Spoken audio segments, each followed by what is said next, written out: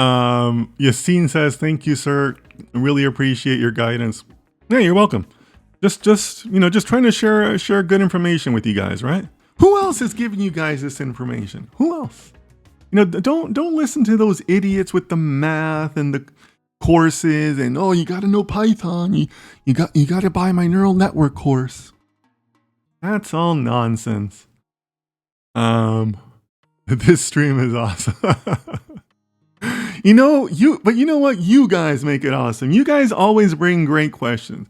And you know what? Like, this is why I love to do live streams, because it makes it fun for me too. Like, I don't know what you guys are going to ask.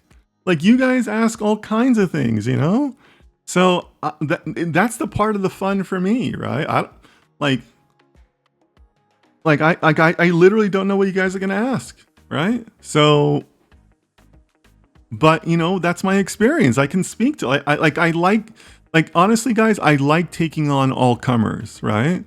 Like, you guys can ask me about anything, and if I can't help you, I'll tell you that. But if I can, I will, and that makes it fun for me too. But you guys make it awesome. Yeah,